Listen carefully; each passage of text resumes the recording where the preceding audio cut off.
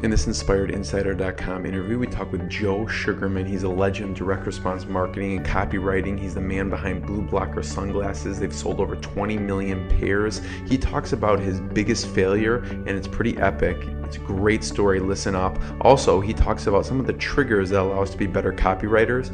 That and much more coming up now.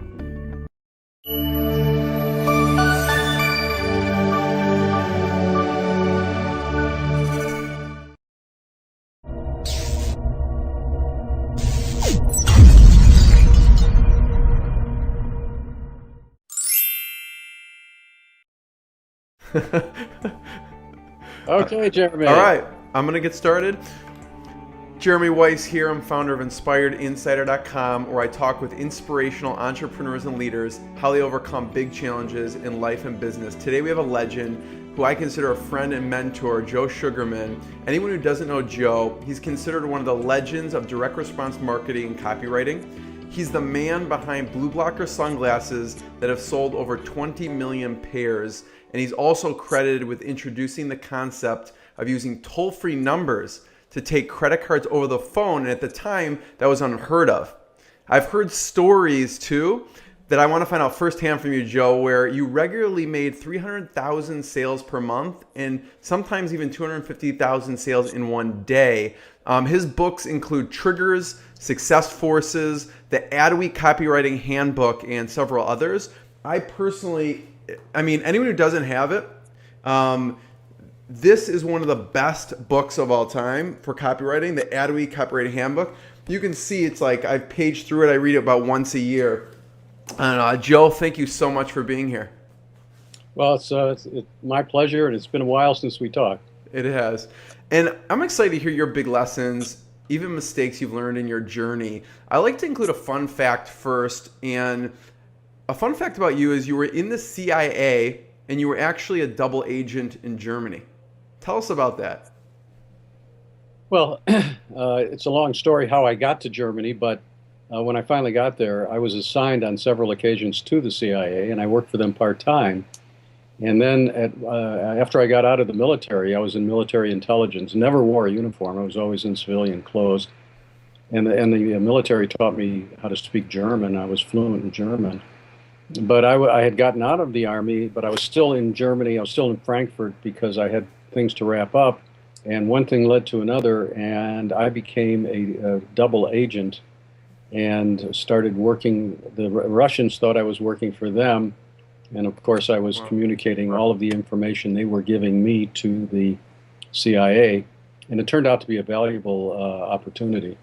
So you even used your copywriting skills to take warm showers when you were there. Tell us about that. Okay. Well, I was in basic training. Actually, I was drafted, believe it or not. I had three and a half years of 3.5 years of electrical engineering background, and I had 3.5 years of being in ROTC. I was going to be a second lieutenant when I got into the Army, but the Army, in their rush to draft people, because they had just put up the Berlin Wall, drafted me. And so I went to basic training. Then after basic training, they give everybody a test, and I scored the highest on this test. I mean, it figures. I knew all the military stuff, and I knew all the electrical engineering, and right. So I scored probably one of the highest. And they called me out of the company of 2,000 troops, and they sat me down, just like you see in the movies, and they said, Mr. Sugarman, just want you to know that you had the highest score of all 2,000 troops, and that makes you eligible for military intelligence. We would send you to spy school, and after spy school, we'd send you to some foreign country and teach you the language in that country. Are you interested? And I said, yeah, very much so. He says, well, you're going to have to put in an extra year to do that. And I thought about it, and I said, it's probably worth it. So they sent me to the spy school in Fort Holabird, Maryland. And it was like being in the Army. I mean, they had bunk beds and this huge room where on one side were sinks and mirrors where the guys would shave every morning, and on the other side were showers. And it was the middle of winter, and there was a big fan in the center of between the two. The fan was there to keep the mirrors clear and get out all the moisture. Well, if you were taking a shower, it was brutal. I mean, the wind blowing through, you wanted to get in and out real quick, and it was very uncomfortable. So one day I got upset, and I said, "The hell with it." So I go over to the fan, I shut it off. The people's mirrors, the troops' mirrors, are starting to fog up. Somebody goes over, turns it back on. Well, I did this a couple days, turned it off, and somebody turned it back on. So I said, "You know what? I want to make up the sign. I want to come up with a sign so nobody touches that switch." So I went to an office supply store, got some stencils and stuff, and in the middle of the night I got up and I made this military sounding sign that said, "Anybody touching the switch, turning it on or off, will be subject to court martial and will be dismissed from this school and will be subject to Part 407 of the Military Justice Act." And in the middle of the night, I posted that. Next morning, I walk in, I turn on I go up to the fan, I switch it off, I step into the shower, I take the longest shower you could imagine. Everybody's mirrors are fogging up, and that was so funny to see this. So then the next day, I did the same thing, except I didn't take that long a shower. But and people are looking at me, the other troops are looking at me, and they're thinking, "Oh, this guy's going to get in real trouble." Anyway, I did this for 3 weeks, and I got away with it until I was called down to the commanding general's office. And the commanding general says, "Mr. Sugarman, I understand you've been violating Part 407 of the Military Justice Act. What do you say for yourself?" And I was between a rock and a hard place. What do I do? Tell the truth? Well, I always believe in telling the truth. So I told him exactly what I did. And halfway through my explanation, he's starting to laugh. And then when I finished, he was laughing. He says, "Sugarman, we need more people like you in the military. I've got this juicy assignment in Frankfurt, Germany. I'm going to send you there. They're going to teach you the language. You're going to be in a special, very high secret, top secret position." And that's what happened. They sent me to Germany. I never wore a uniform again. And I had a very nice position, and the rest I is guess history. that interaction could have gone either way, right? And I guess it went in the right direction for you. Joe, so where do you get that? You have that natural sense for copywriting and persuasion. Where does that come from? Well, I think I look at every problem as an opportunity. And I look at every problem as an opportunity so great that it dwarfs the problem. So whenever I have a problem, I think, well, how could I solve this? What are some of the different ways I could solve these problems? And that Army experience is one example. But there are many others throughout my whole life. Yeah. One of the other things, too, is I've always believed I was going to be a success. And it was this constant belief that got me through a lot of failures, because I thought to myself, well, it's just a temporary thing. I'll be successful. I just have to persevere. Was there something that happened when you were growing up that allowed you to have that mindset? No, it was just I just really believed I would be a success. It was just my cousin is a psychiatrist, and at one time he was hired by the San Diego Chargers to determine what it took to be a superstar. And he studied the San Diego Chargers, studied all the football teams, and he wrote a book about it, but he came up with the conclusion that there were two types of superstars. One that had very big egos, like remember Jim McMahon of the Chicago Bears, real big ego. Or two that are very religious, Tebow, for example. So one of the two. And when you think about it, really, both groups had very strong beliefs. One person believed in himself, and the other person believed in a higher power. Mm-hmm. So I had this belief that I was going to be a success. So whatever happened to me, I would always think, well, it's just temporary, or it's the best thing that could happen, actually, Right. Because I'm learning from it, and I'll be very successful in the long run anyway. How did you get started where did you first get started in your copywriting career? First get started, actually was in grammar school. I was probably about fourth. Well, actually, no, I shouldn't say that. When I was in first grade, believe this or not, they held a citywide, I lived in Chicago, they held a citywide contest for a slogan. And my slogan, everybody participated, all the schools, the high schools, the grammar schools, and I was only in second grade. My my submission won an honorable mention, and there were only a few honorable mentions given. And I was awarded that. So it was kind of the first indication that well, maybe I have something going here. Um, but then in fifth grade, the teacher gave everybody an assignment, and the assignment was to write something and then read it to the class. And so write a composition. So I wrote a very funny one, making fun of the teacher. And when I got up in front of the class and read it, the students just cracked up. The teacher didn't like it, by the way. The teacher was a little upset. You're always pushing the envelope. But the class loved it, and I saw what a great thrill it was to be able to do that. And so when I got to high school, I worked in the school newspaper. I was a photographer for the paper. I was also writing columns. I published my own magazine while I was in high school. So I was always writing. I was always writing. It was just, and I've always found that the more you write, the better you get. It's one of these things where you put in like 10,000 hours writing, and you're going to be a good writer. After your military days, when did you first start selling products?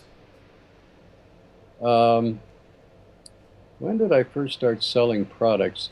It actually happened while I was in Germany. I met some people who were in the ski lift business and wanted to sell ski lifts. And they approached me, and I got a hold of a couple good friends of mine and had them come out to Austria where these ski lifts were built. And I became a ski lift salesman. My job was to create the advertising, and my partner was to do the installation and the selling.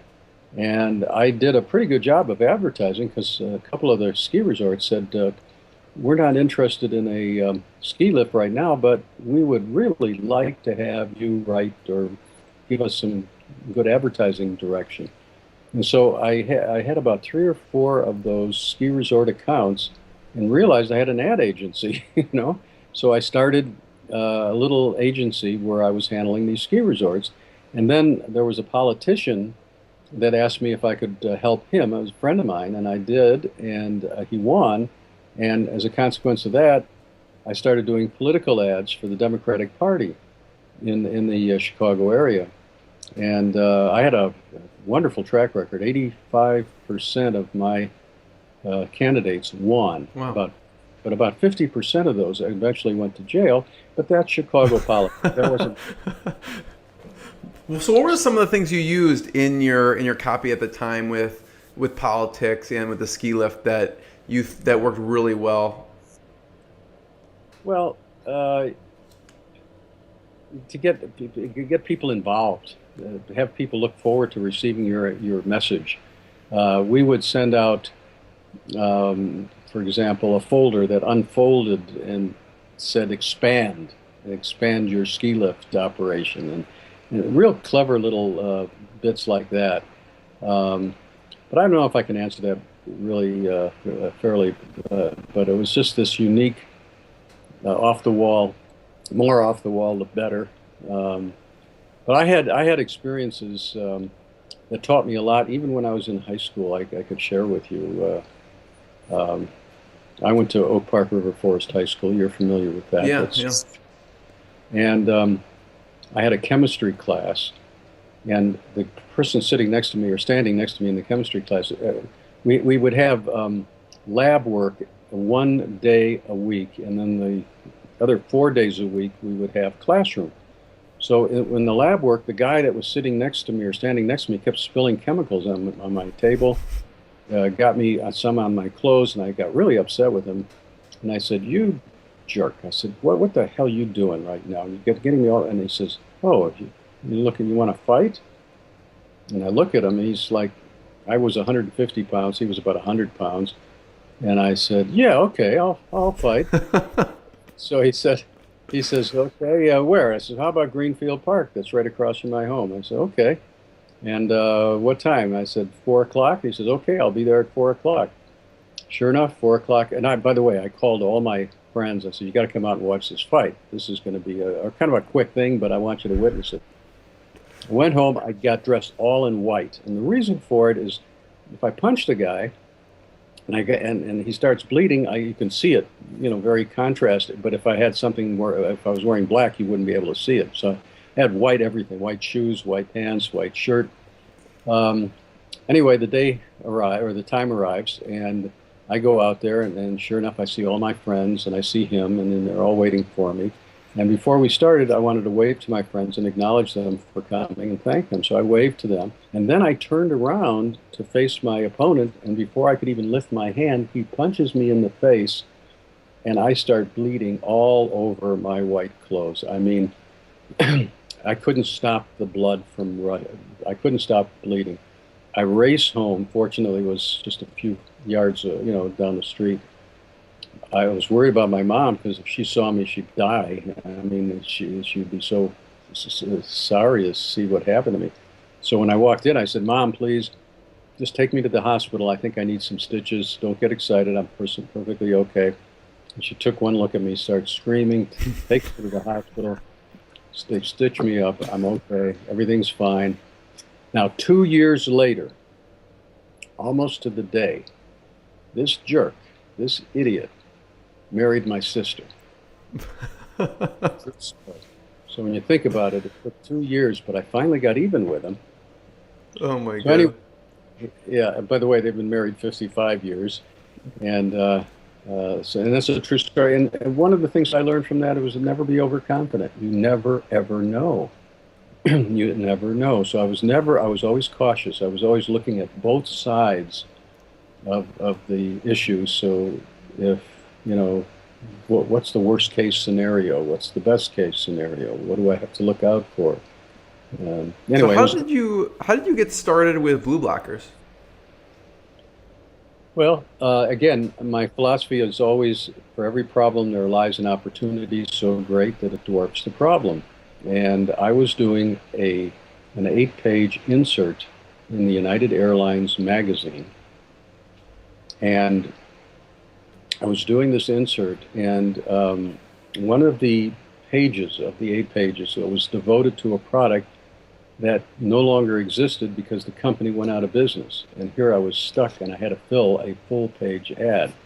Well, I remember being in California a couple of weeks earlier, and a friend of mine handed me a pair of sunglasses that I put on, and I was amazed at the clarity and how relaxed my eyes were. And in fact, I wasn't squinting. And I said, I gotta get these sunglasses. He says, no, you don't want to. They were made for NASA, for the astronauts, and it's just too expensive. They're like $300-400 a piece, and the company that was making them is going out of business. And I says, well, I can probably get them made in the Far East. He says, yeah, but don't even think about it. So when I got back and realized I was missing that page, I had a problem. So I called up my friend and I said, hey, I really need a product right now. Send it over, Rush.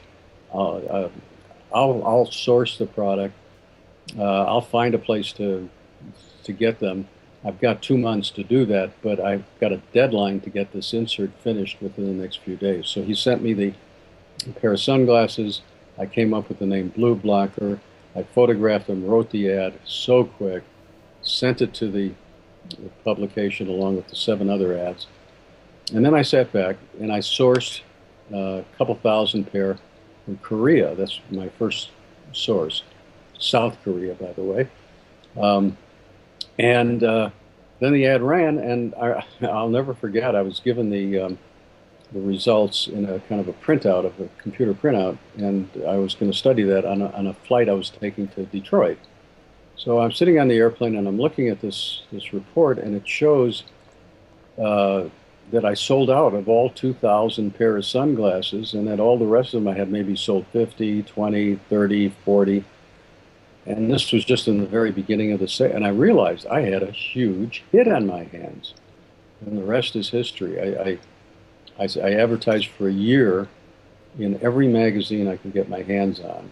I spent like $1 million on just advertising. And I sold like, if you can remember this figure, 100,000 pair. during a period of about 6 to 8 months. And then I heard about infomercials were allowed, that President Reagan had announced that you could have half-hour commercials, that they were deregulating the federal agency responsible for overseeing this. And so I said, well, I'm going to try that. Everybody thought I was nuts, by the way. They said, how could you sell a pair of sunglasses on TV? People try them on. They want to look through them. And of course, we patterned our show, but people don't realize that an infomercial is really entertainment. And so I said, I'm going to create a very entertaining show that helps sell the product. And I remember I said we sold 100,000 pair over 6 to 8 months. We sold 100,000 pair the first month that we had our infomercial.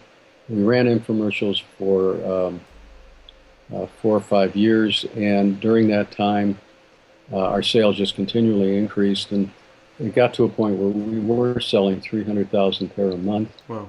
And doing very, very well. And I was keeping it very confidential because there were government people out there, there were competitors, and you got to sometimes keep your success kind of quiet, which I did. So anyway, what worked? What did you do in those infomercials that you felt at the time was working so well? Well,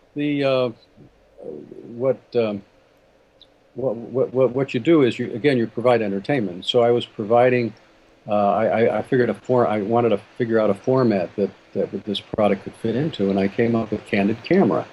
And if you remember back in the days, Candid Camera was where they stopped people and they did something strange, and the person reacted kind of funny, and it was kind of an entertaining show. And so I created a Candid Camera where I'd walk up to somebody, hand them a pair of sunglasses, they put them on, they go, wow, whoa, wow, this is different, and we got a lot of those, and some of them were very entertaining. And as a consequence, people loved the show. They saw it as entertaining. And of course, it generated an enormous amount of sales. Yeah, yeah. So I know you write the book Triggers, and you wrote the book Triggers, and it's really good. How do you incorporate, and what are some of the specific triggers you use in your copy? Okay, well, I wrote a book called Triggers, and in the book I talk about 30 psychological triggers that help you sell your product to the consumer. How you help them exchange their hard-earned money for your product or service. And in fact, I have the book that you showed before. This is the Adweek Copywriting Manual. It has all triggers in there, and it's all about copywriting. And so your question was. What specific triggers do you use or how do you use the specific triggers in your copy? Well, I found a couple that are very powerful. They're all very important. But I had one, for example, it's called satisfaction conviction. And what it really means is if you offer somebody a 30-day home trial, that's normal. But if you say to somebody, look, use this for a year, and if you're not happy, anytime within that year, return it and get all your money back. That goes way beyond just the trial period. That's a satisfaction conviction. I'm so convinced that this product is so good for you that I am willing to make an offer that is so incredible. And I have written 1,000-word ads and taken 1,000-word ads and changed like one little sentence at the end of that ad, offering a satisfaction conviction, and sales just exploded. So I realized that was really important. Another one is curiosity.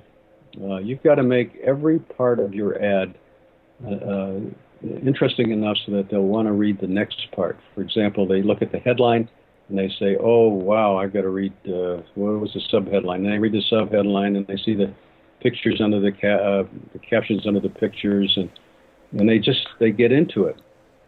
So curiosity, you want to get them to read that first sentence. So and I've made a lot of mistakes too. That's how I discovered all these triggers. Those are a couple of probably the most Yeah. important that I found. But creating an environment, for example, is one trigger. If you create another trigger would be um, storytelling. People love stories. Um, they love stories. They don't. The facts are okay, but they just love to hear stories. And storytelling is a great. I didn't realize how often I use storytelling to start my ads. Um, One example was we did a commercial for or an ad for a thermostat, and I start off the ad saying what a stupid looking case it had. It used old technology. It was the stupidest product I ever seen. But then something came up that really impressed me, and I followed that. And here's why I think it was the most incredible product you could ever imagine. Well, you start reading that, and you gotta hear the the Right. ending. Of how what am I doing? What's this guy doing? He's thermostat and he's knocking it. So those are a couple of the triggers, and I have 30 of them in the Adweek Copywriting Manual. And boy, I'll tell you that or handbook. It's the Adweek Copywriting Handbook, Yeah. and that's like on Amazon. I think it's like $15-20 or something. It's very inexpensive, but I guarantee you that anybody who gets that book and reads it, well, it'll change their Oh, lives. I agree. Yeah, I completely agree. The most powerful thing that you as an entrepreneur or anybody as an entrepreneur can do, man or woman, youngster, oldster, it doesn't matter, is being able to communicate through your copywriting, because Yeah. then you reach millions of people. The key to success is to duplicate yourself. Yeah. And you do that by simply by writing copy that you can disseminate to millions of people. Yeah. You've mastered this art of storytelling. If someone's, thinking, well, how do I become a better storyteller? What advice do you give them? Well, keep in mind curiosity, because when you start, like I might start an ad. The story I am about to tell you may seem incredible, but it's the absolute truth. Well, you're kind of hooked. You want to find out the rest of it. So it's just, no, again, the question. Sometimes I'm The storytelling. What advice would you have? I guess what you're saying is to follow some of those triggers, and that will kind of help formulate a story around some of those specific triggers, because that will keep people's curiosity and keep them interested. exactly. What you want to do is create you want to create that slippery slide. We call it the slippery, or I call it slippery slide, where you start reading and you cannot stop until you finish the ad. And I've had people do that and write me and say, "Look, I am not interested in buying your products. I just want you to know you waste my time. Every time I see an ad in the Wall Street Journal or in Fortune or whatever, I read it because I am so compelled to read it, and you've wasted so much of my time." I mean, I've gotten letters like that, believe it or not. That's a high So, compliment. yeah, really, kind of indirect, but yeah, it's a good one. So, what are some of the? Obviously, you've had a lot of successes. What are some of the mistakes or failures along the way? Well, you always have failures, but I never consider them failures. I consider them learning experiences. I'm about to publish a new book. It's called The Seven Forces of Success. The Seven Forces of Success. And failure is one of the success forces. The more often you fail, the closer you get to success. It's like we're all given let's say, a bucket of oysters. I like this analogy. We're all given a bucket of oysters. And in one of those oysters is a pearl. And you know that. So you start opening up the oysters and you realize it's not easy because it scratches you, it hurts you. And so a lot of people just give up. But if you keep going, that pearl might be the last or in the last oyster, or it might be in the second to last. You never know. You just keep digging and you keep doing what you think you're supposed to be doing, and eventually you'll be successful. Yeah. So, what was the time for you that you had to keep digging? It wasn't in that first oyster. Oh, There were times where after the military, where I would be running teen clubs, or well, a good example is my Batman credit card. Here Tell was people what happened with that. Oh, this is a story. This credit card is 47 years old, and it came out in 1966. And the story behind it is a good story about perseverance. It's, well, anyway, the long story short is in 1966, Batman came out on television, and everything that had Batman on sold like crazy. I mean, Batman T-shirts, Batman this, Batman that. And the same year, and it became a fad, by the way, in the same year, another fad hit, and that was that all the banks, all the financial institutions would issue credit cards, or what they called plastic money, to their customers. So if you had a checking account or a savings account or any kind of an account at a bank, you would get this plastic money, and they were encouraging people to go out and use it, and people were using it and became really big. So that became a fad. And I thought to myself, you know what? Batman's a fad. Credit card's a fad. I'm going to see if I can get a license to sell a Batman credit card. So I call up the Licensing Corporation of America, who are issuing the licenses. I talk to this guy, Murray. I explained the concept to him. He says, Joe, that's ingenious. Come to New York and present it to our president. I'm sure we'll want to talk to you about this. And so I flew to New York, and I mean, Batman appeared on the cover of Time magazine. I mean, this was a huge fad. I go into the office, I present my idea, I had graphics, I had everything all prepared. And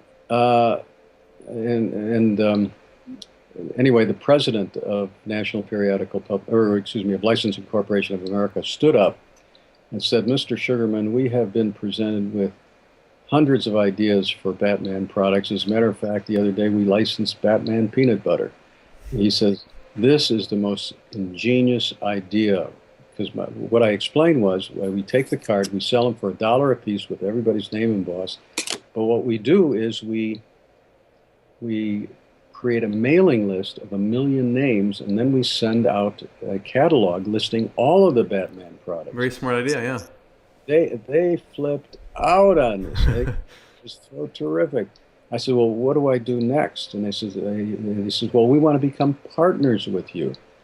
Yeah, I mean, Batman partners with Joe Sugarman, this young guy in the advertising. So anyway, I raced back home. I got a credit card printer to give me get ahead of everybody else. I explained the situation. I got radio spots made up. I had I even had a Batman. What do you call it? A Batman. I had a few ancillary Batman things too, as well, like a certificate, a warranty that if you lose your Batman card, you won't get into trouble. I know, it's just some spoofy kind of things. And then I had everything, and I had this done within like 10 days. They were starting to deliver these Batman credit cards. Oh, that's quick. Yeah, it was. They rushed through because they realized it was a fad, and so they're delivering the credit cards to my office because I didn't want them to go to the embosser until I got the license. And I kept calling, and this guy Murray wouldn't return my call. And finally, after about 2 or 3 days of calling, I fly out there, wait in the waiting room. And finally, this guy Murray comes out and he says, Joe, I don't know how to tell you this, but the president of National Periodical Publications, the man that owns the rights to Batman, we just licensed, the man that owns the rights doesn't like your idea and will not issue a license. Oh, I said, I owed hundreds of. Anyway, long story short, I said, look, let me meet with the guy. So I met with him that afternoon. They set up an appointment. Give you an idea what kind of guy he was. As I'm walking in, he buzzes his secretary on his intercom. He says, Marie, get me a cigar. Marie walks in. At the other end of his desk is his box. She opens the box, takes out a cigar, unwraps it, puts it in his mouth, and lights it. I said, this is the guy I'm going to be dealing with. Oh, good luck. So I talked to him and I told him the whole story, and I told him I had every penny of just invested in this, and if he could just give me enough, give me one city or one town that I can sell it in, just to earn back the money that I've spent. And he said, "You finished, kid?" And I said, "Yeah, I'm finished." He says, "Well, I just want you to know I've made $60 million off this Batman thing. I don't like your idea. And so, as far as I'm concerned, you're not going to do it, because if you do, I'm going to sue your ass. Now you can get out of here." Could not believe it. It was one thing to realize I was going to make $1 million and I was going to be set for life. And it was another thing to realize I was flat broke and owed people a lot of money. And so what I did was I went back and I talked to all my creditors, and I said, every month I'll send you a check. Sometimes it won't be big, it'll be small, but eventually I'll repay you. And after a couple of years I did. And then I called again the licensing corp to think maybe they changed their mind. They didn't. Every year I would call up. Finally in 1978, they were coming out with a movie called Superman. And I called to check to see if there was a chance of getting a license. And they said, "Yep, there's a good chance, because we're coming out with this movie. We're promoting all of our superheroes. So I'll get back to you." He got back to me. He says, "Yes, you've got it. We're going to issue you a license." Finally. Anyway, 12 years had passed. And so when I came up with this promotion, it bombed. Nobody was interested in getting a Batman credit card. The time had expired, really. So everything was kind of cool until the year 2000.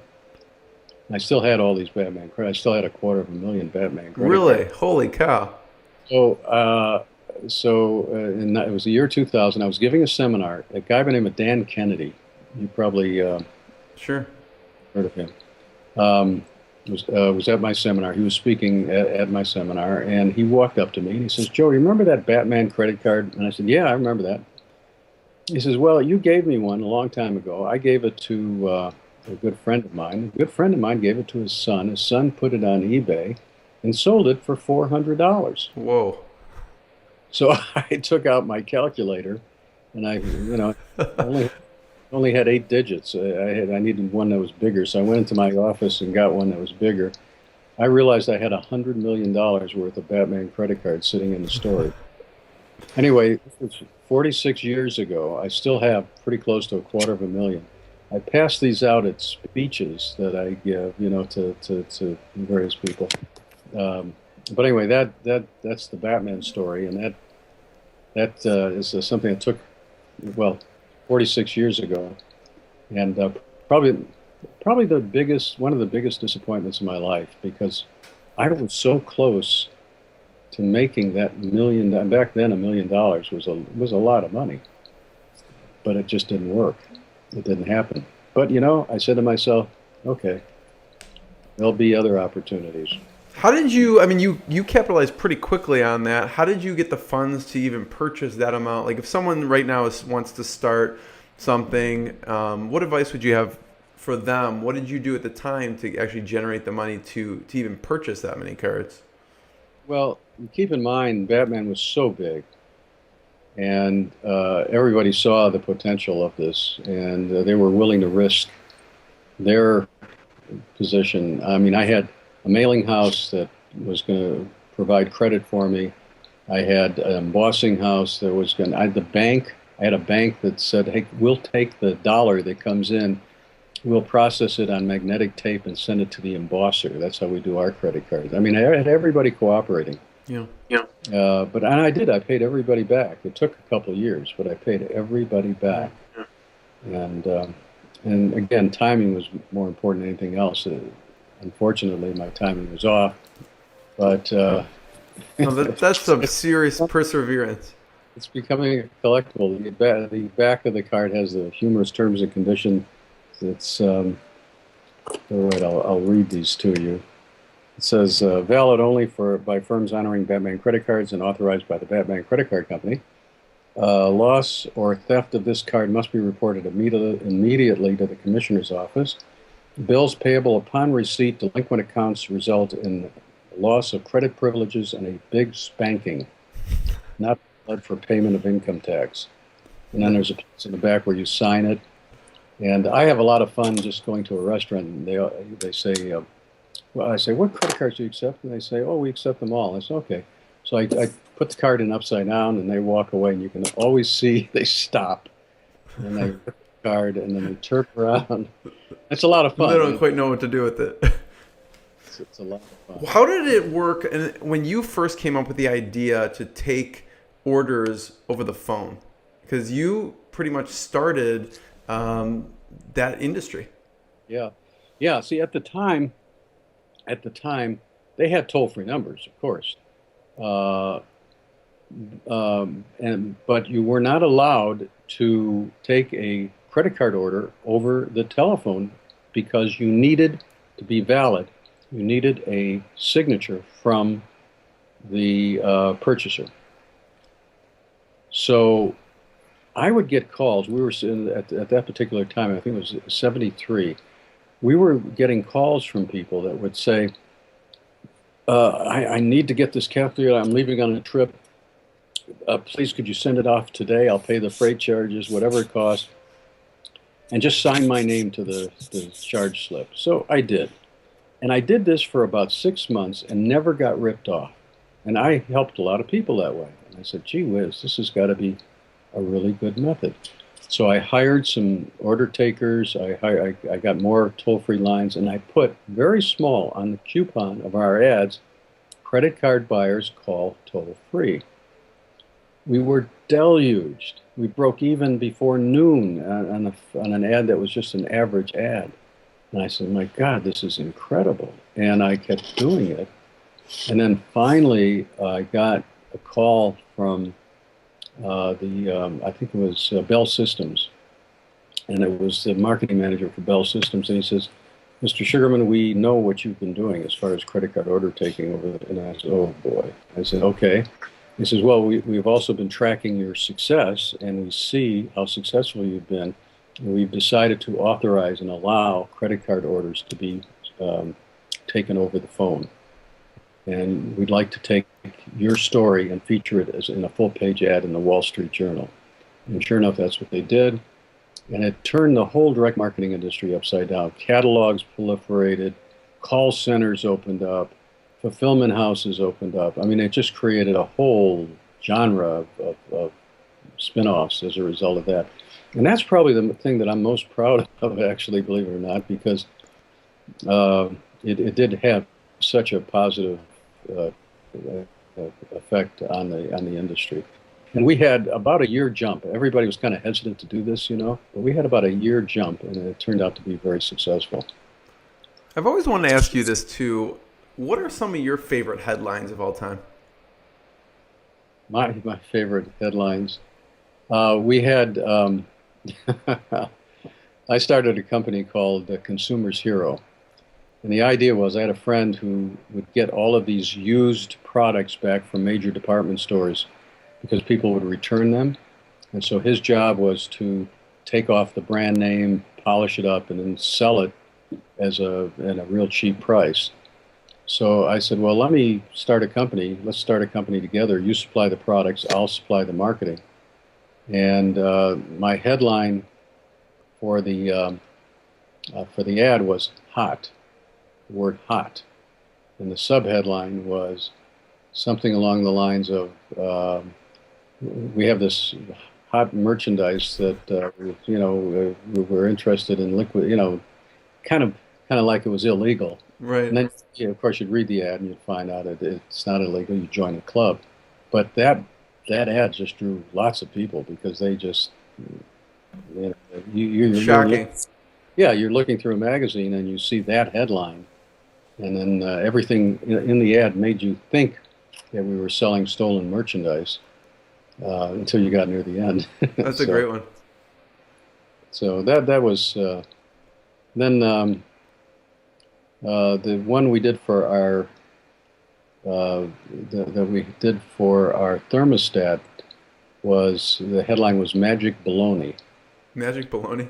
Magic Baloney, of course, and then it got into the fact that, the products were kind of, the product was not magic, it was called Magic Stat. And anyway, the very interesting story about that product, we promoted it for 3 years, and it actually became a brand name. And we did so well with it that the company that sold us product was bought out by Honeywell. Oh, And wow. I get a call from the owner of the company, and he says, "Joe, I want to thank you for all that effort. Just want you to know Honeywell bought our company for $20 million. Thank you very much for all your help." And I said, "Whoa, God, I'm left with nothing." You know, I said, "Well, from now on, I'm going to do a product. I'm going to do one where I own the name." And that's how BluBlocker, that's one of the ways BluBlocker uh, happened. So, Joel, obviously you're a pioneer. Who are some of your mentors? Who do you get advice from?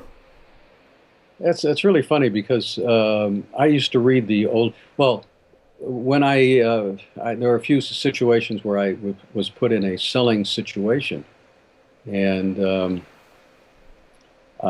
what I did was I read all of the books on selling, on marketing, everything that was available at the time. And so, although I can't point to a specific mentor, my mentorship encompassed studying a lot of books. I read a lot. Yeah. I was becoming an expert. I was becoming an expert on selling and marketing, and it led itself, of course, to copywriting. Who were some of the, do you remember any of those people who you were studying? Oh, wow.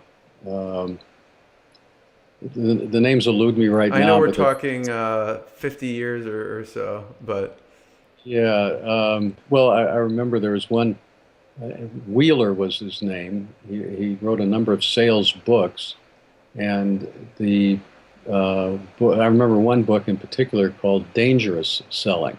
And the concept there was you reached a point the customer is definitely not going to buy your product. So here's what you do. Here's some of your options of what you can do to change the situation. And right.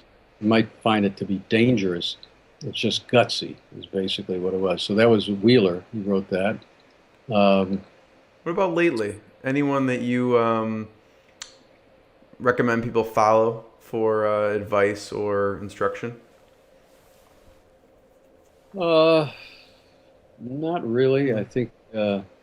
I think John Carlton is a very good writer, a very smart guy. Uh, Gary,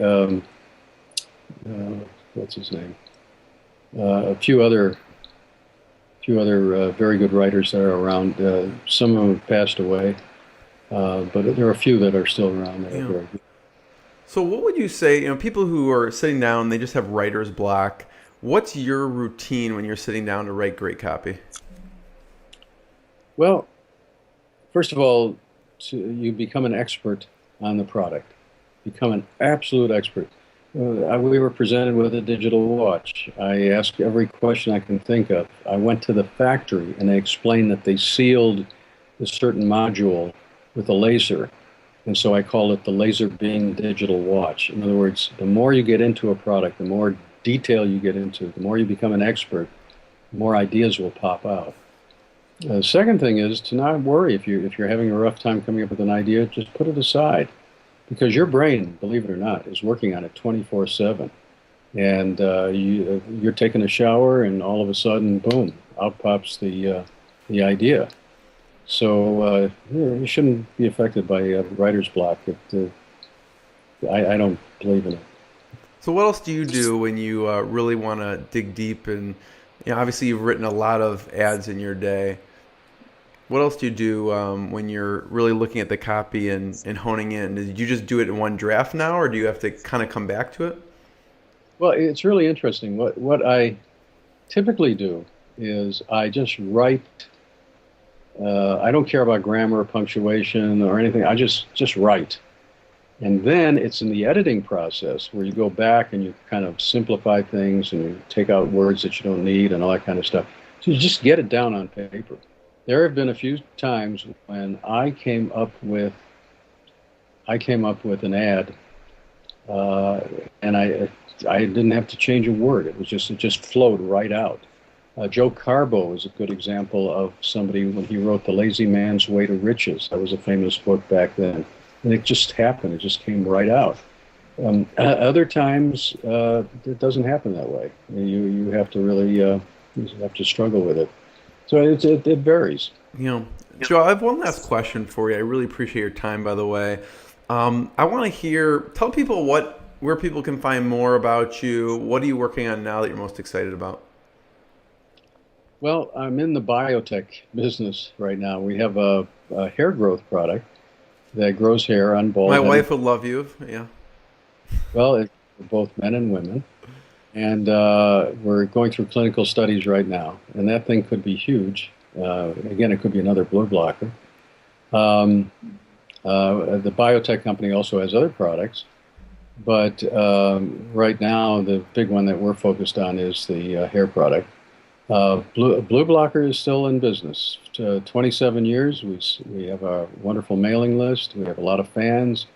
BluBlocker's appeared in the movie Back to the Future. No, not Back to. Well, we were in Back to the Future too, but BluBlockers have been in the movie The Hangover. Oh wow. Worn by the Baby, as well as Zach Galifianakis. We've had some really interesting exposure with rock groups.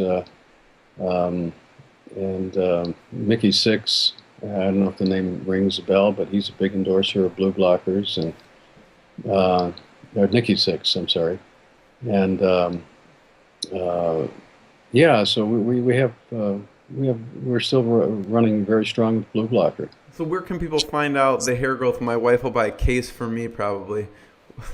Well, we're not quite ready yet, but we will be in about 3 or 4 months. Okay. Yeah, and it's from our studies so far, it really is this fabulous product. Wow. So my last question for you is, and I have a good story. When I was actually in Maui and I got to meet with you, I go up to the front of the hotel and I said, "Do you know how to get here?" And they took one look and they go, "How do you know Joe Sugarman?" So you must be known by everyone in Maui, I think. My question is, what do you think the headline should be for your interview? For my interview, oh, Hot? Should I label it hot? oh, that's a good one. I'll have to incubate on that one. Okay. But that's funny you bring that up. You want a really interesting, how to make $1 million in mail order, or you figure it out. I figure I have the legend on. I might as well ask him. Well, that's good. That's good thinking. Joe, I really appreciate your time. Everyone should. What site should they go to check out more about you and what you're up to? Yeah, it's a good question. We're working on the site now. It'll be called joesugarman.com, Mm-hmm. and it'll have a lot of information about me. Right now, there's somebody that's there are a lot of people trying to imitate me. So with the internet and all this kind of stuff, but that would be a good one. joesugarman.com, BluBlocker.com. It's always an interesting site for people. If you want to get the Adweek Copywriting Handbook or any of my other books that are available, you can go to Amazon.com. They have it also in Kindle. So it's there's a lot of places. You just go on the internet and type in my name. Yeah, you're all over the place. Yeah, you can't hide now. Joe, I really appreciate it. Thank you so much. It's a true honor to have you on. Well, it's an honor to be on, and I appreciate everything that you're doing. You're a chiropractor who's gone into a lot of other things, and our scientist was a chiropractor as well. Okay. So keep on cracking those bones. Thank you. Thanks, Joe. Okay, thank you.